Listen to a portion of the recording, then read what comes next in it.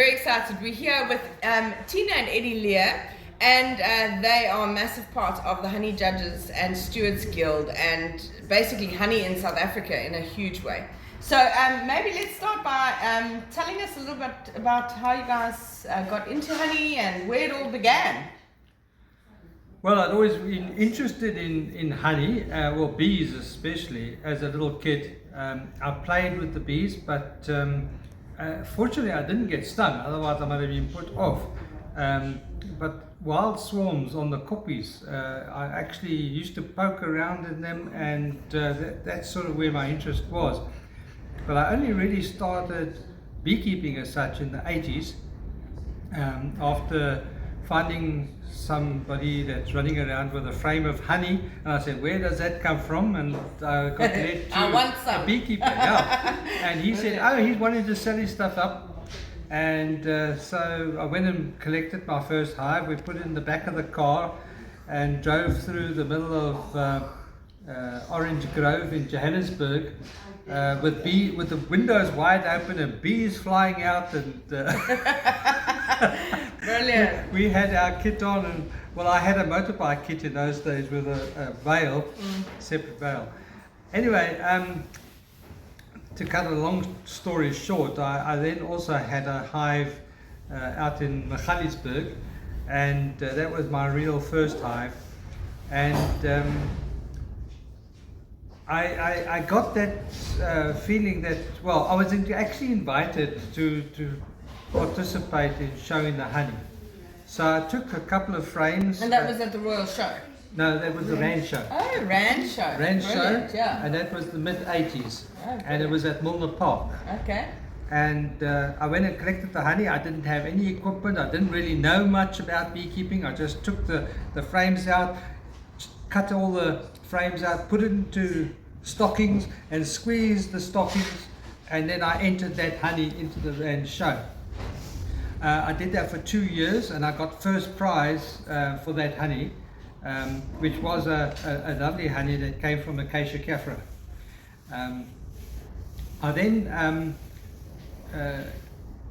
was asked if I would, well, then of course the Milner Park closed down and they moved to Nasrec, and I was asked if I'd like to join the Honey Judges panel at the time.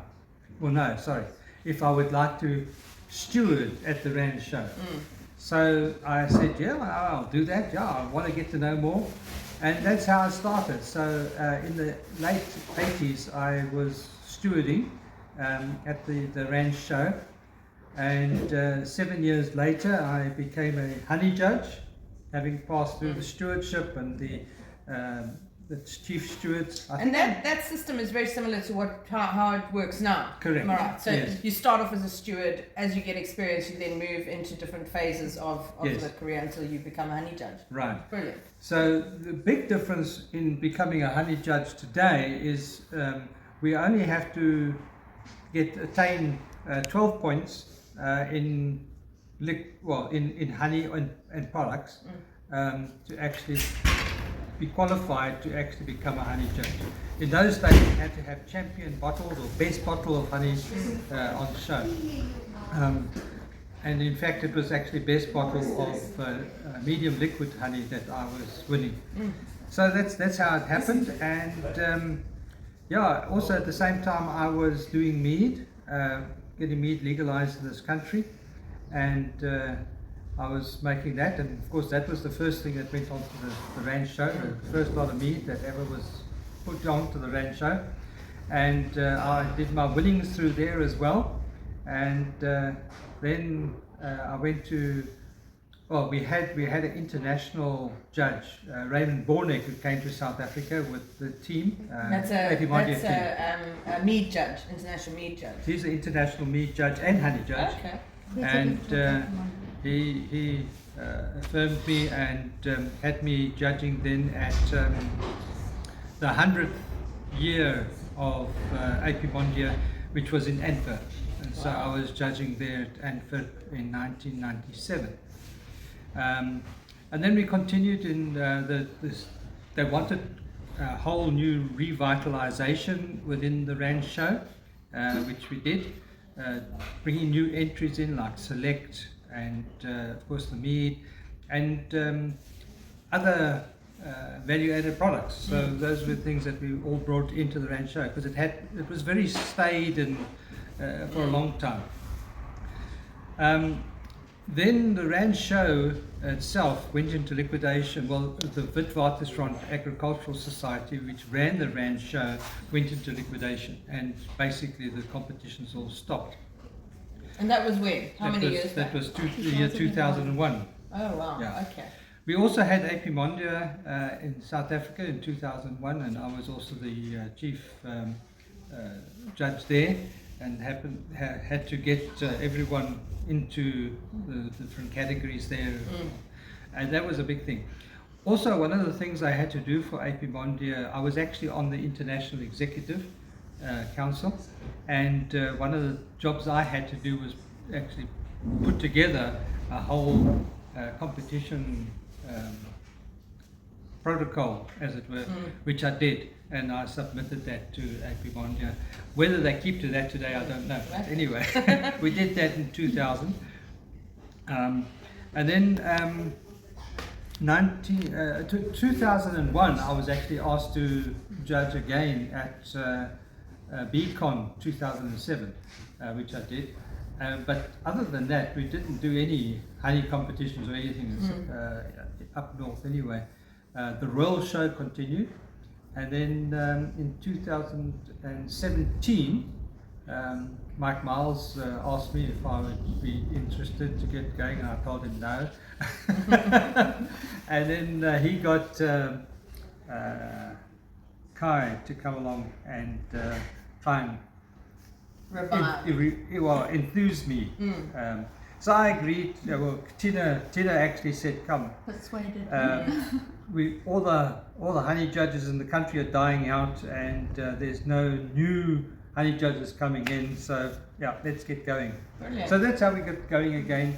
And I thought, well, previously the honey judges panel, it was all by word of mouth how you got there and how you did that, and I wanted everything on written so that in the generations to come, people knew exactly what.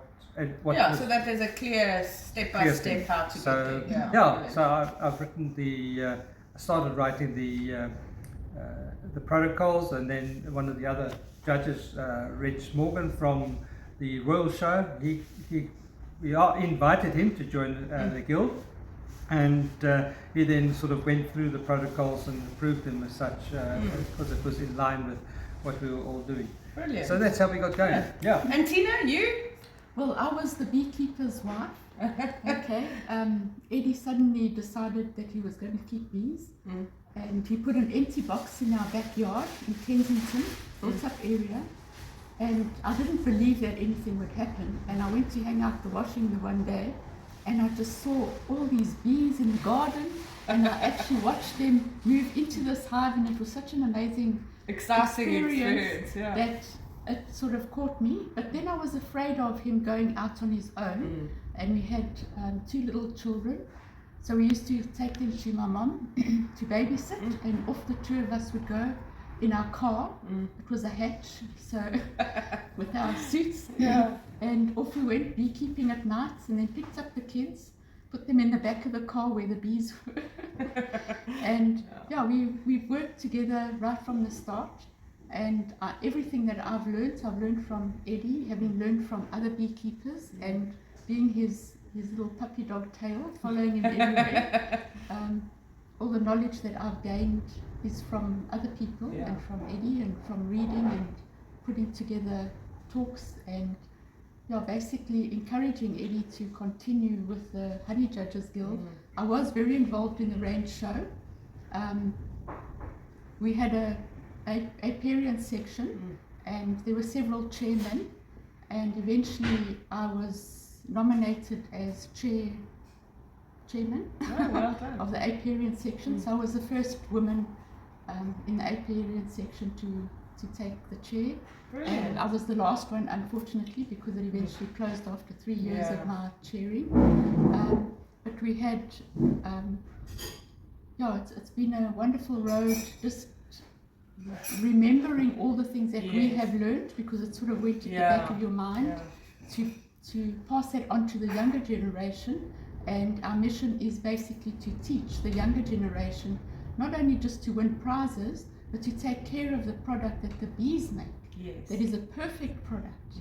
They do things perfectly, and then we mess it up. Yeah. So it is very interesting. This week we were actually talking about where the bees have taken us, isn't it? Yeah. All the different places that the bees and the journey that we've had with our bees have taken us across the country, as you say, to different continents and all kinds of things. So we're all very grateful. Thank you for all the work and effort that you guys have done to keep this amazing institution of honey showing and just like you say, taking such care with the products that the bees produce and teaching us all how to go about it the right way. And it's fun. It is fun. It's not stressful. It is stressful, but it's fun. It's fun stress. Brilliant. Yeah.